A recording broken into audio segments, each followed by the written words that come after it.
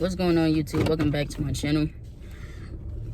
I'm gonna make this video kind of short and sweet. I done tried to record this video already, either this one, different ideas, and I just feel like I do want to put something out for the end of the year. I do want to put something out that sets the tone for me and my journey out, and it is New Year's Eve. But before we get into that, make sure you like, comment, subscribe. Y'all interact with me. It boosts my videos onto other people's recommended pages, which is why I ask for those things. So boom, it's about to be 2022, and this year has been, I still don't even know how to describe it or define it. Like, what's a defining word? If I had to put it in one, I don't have one. I would say this has been the best year of my life and the worst.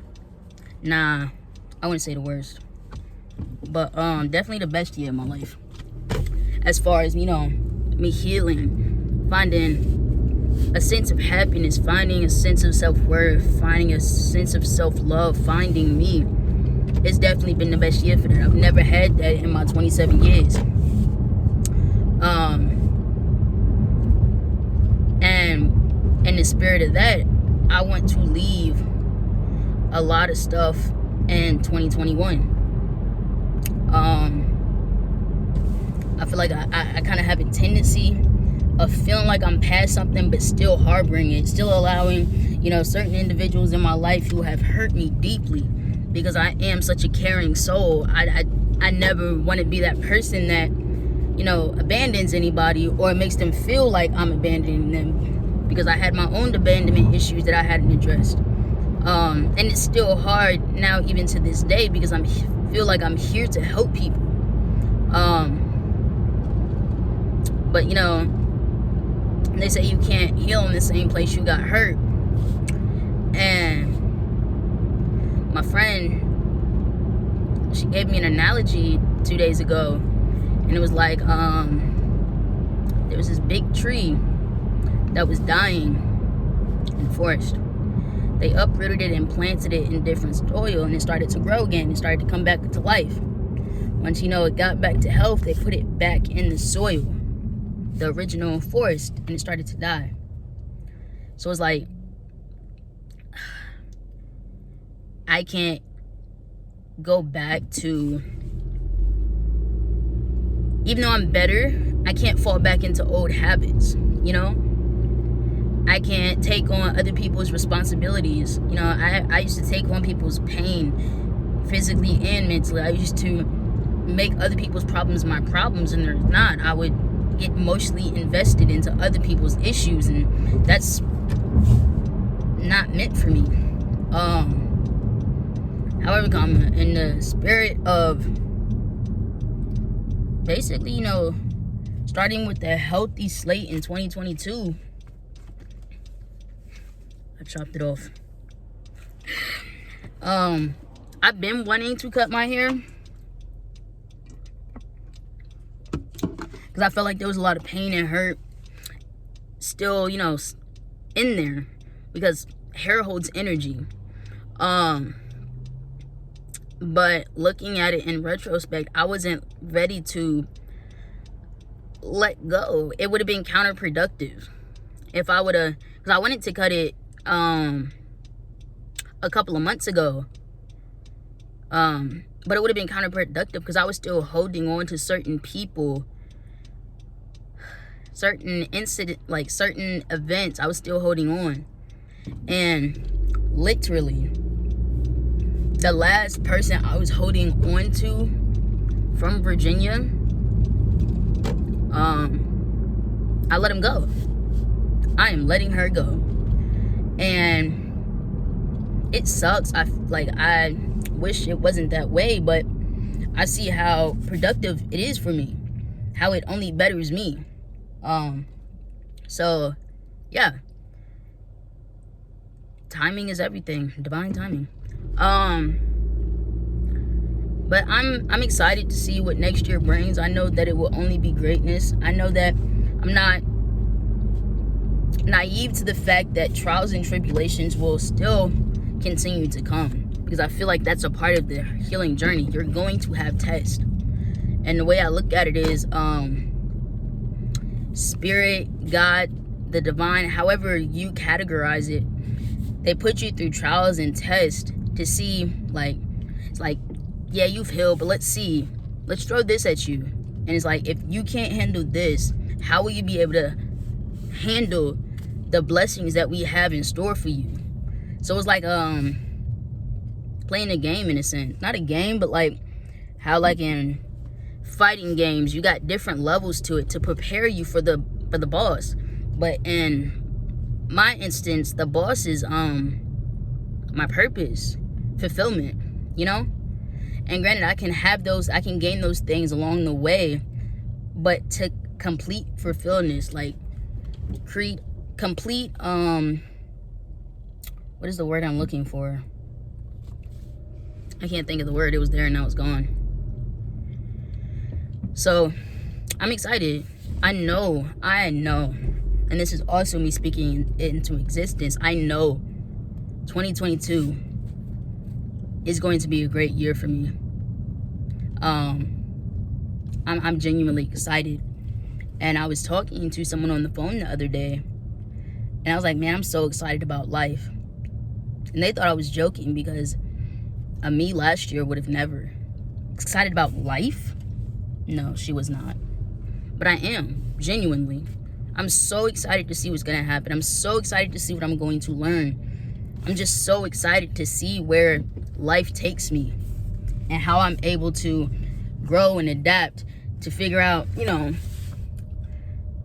to really just see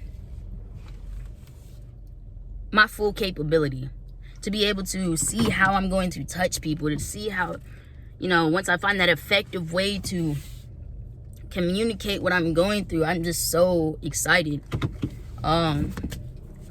When I finally truly step into my purpose, I'm genuinely excited. And I genuinely feel like 2022 is going to be the year for a lot of that. Maybe not all of it, but for a lot of it. Yeah. I am thankful. I know it's not Thanksgiving anymore, but I am thankful for everything that I went through. Regardless of how hurt I might have been by it, regardless of, you know, previously feeling like it was more damage than good, I'm thankful. Because without those things, without these experiences that I've lived, I would not be where I am now. But complete transparency, I've kind of, you know, slacked off in certain areas that I was really big on that got me to this point. I guess in a way it's a sense of complacency that I've stumbled across again. And I'm going to hold myself accountable to get back to where I was, you know? And I mean, I'm human, so like I'm not going to beat myself up about it, but those are just the facts of the situation. I haven't been meditating as much as I was. I haven't journaled in God knows how long. Actually, it was like a week ago. But either way, I'm not the soil, like the analogy, the soil. If a tree, you know, it needs water, it needs sun, it needs all these things to make the soil do what it got to do, I think. At least that's how it works in my analogy in my head. So it's like, I need to make sure that the soil stays the same when I started to heal and live and find happiness. So that's what 2022 looks like for me. Fulfillment. What is that word?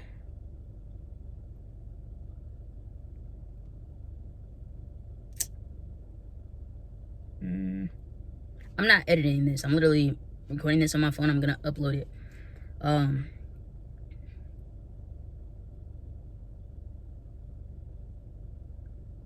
Yeah, no, I don't think I'm gonna think of the word. It's like right there, but it won't.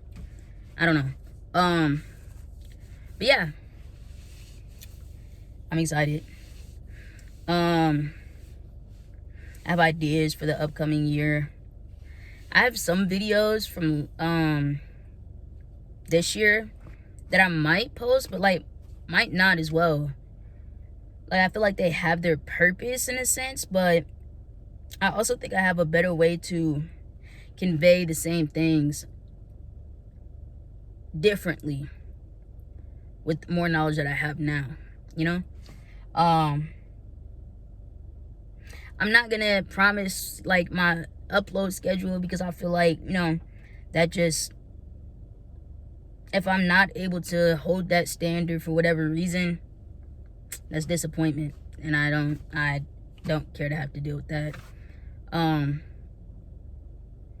Yeah, I'm reading this book currently. I started, well, audiobook and Kindle version of I just started, and thus far it's like it's already insightful. It's called The Pocket Guru, and I bid you to, it's not sponsored, look into it, or The Energy Codes, or The Choice Theory. All good books. Just like,